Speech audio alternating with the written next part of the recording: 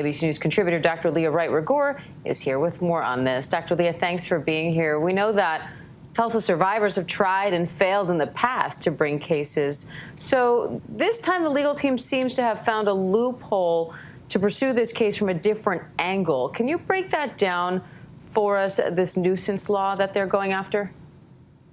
Sure. So I think one of the things that they're coming up against, the legal team, for not just the past year or so, but actually since the 1920s, that legal teams in terms of the Tulsa massacre have been coming up against, is the definition of what this incident was. Was it a massacre or was it a riot? When you define it as a riot, what ends up happening is that it invalidates a number of the claims that come out of this. It allows the state and local government to sidestep responsibility because they say it's a riot and we have clauses against riots. By the time we start reconsidering it, what ends up happening is that a statute of limitations comes into play. So what we've seen over and over again, particularly in more recent history, is that the Tulsa, Oklahoma massacre survivors have been denied claims now, not just because of the definition of this incident as a riot, but also because this exceeds the statute of limitations. So by, I think, categorizing this as under a nuisance claim, right, or a nuisance file or a nuisance law, the idea is that they can get around this idea of the statute of limitations, and they can then bring their claims and the claims of the survivors in front of the court, and that Tulsa, the city of Tulsa, and the individuals named in the lawsuit will have to, in courts of law, will have to take seriously this claim. Justice takes a winding course, and so does history, Leah, and I want to ask you about that. I remember when I learned about the Tulsa race massacre, it was well after I graduated from college. I was a history buff and had never heard of it. And I'm still learning around the commemoration, the memory of the Tulsa race massacre about Colfax, Louisiana. And a lot of Americans are learning. In 1873, Wilmington insurrection in 1898, the massacre in Rosewood, Florida. There was a movie about that one in the 20s.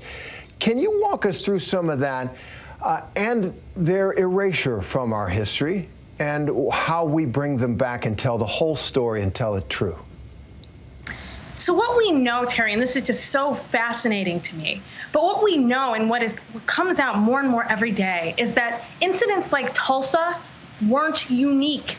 That in fact, there are dozens, perhaps even hundreds of incidents riddled in the historical record of violence and destruction and the violent, destructive overthrow of governments, of communities, right? The plunder and the looting of Black communities, of Black property, of Black wealth, the murder of hundreds of individuals, the displacement, right, and homelessness of hundreds, if not thousands of Black individuals in this case.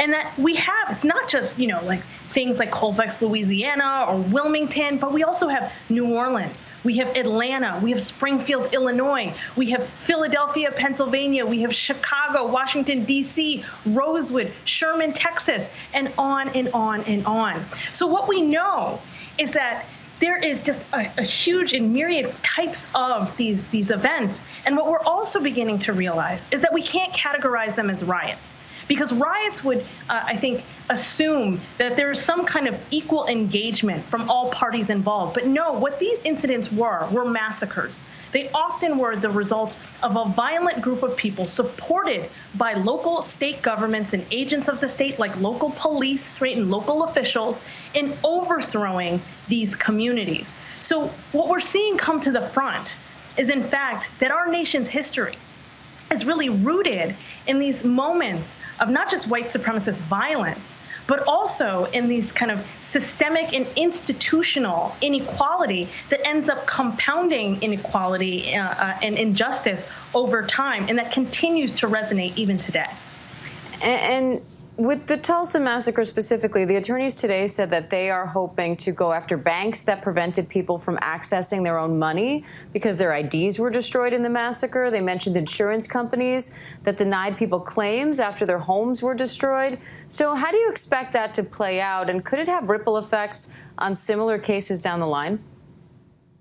Well, I certainly think that one of the interesting things that's evolving right now is that a lot of individuals and descendants of massacres across the country are watching the Tulsa incident very closely. The same way that people from Tulsa, survivors of Tulsa and other massacres across the country, watched the Rosewood proceedings in the 1990s and early 2000s. Because we see in Rosewood that the city of Rosewood, but also the state of Florida, decides to pay compensation to the survivors of that massacre, right? Who lost property, who lost loss of life, loss of wealth, loss of job, and equality, and things of that nature. So what we're going to see, I think, is a lot of people paying extreme attention and very close attention to the way that this lawsuit progresses. What we are also going to see, I think, and this is really important, is how does popular opinion begin to shift around the idea of massacres and around the rights of these survivors and these individuals. Part of the way that we've upheld this inequality over time is that courts, including the Supreme Court, have consistently stepped in to protect the rights of the state, to protect the rights of the mob, the violent mob, right? To protect the right of officials who took from these individuals, and to say, no, it's not fair that, the organizations that didn't pay out claim that they have to pay out claim now. So finding ways to protect these individuals. But now what we're going to see, especially as popular opinion begins to change around this, and as people begin to say, no, actually, these survivors are entitled to repayment, that they should have gotten their claims filled in the 1920s, in the 1930s, in the 1940s when they first brought them forward.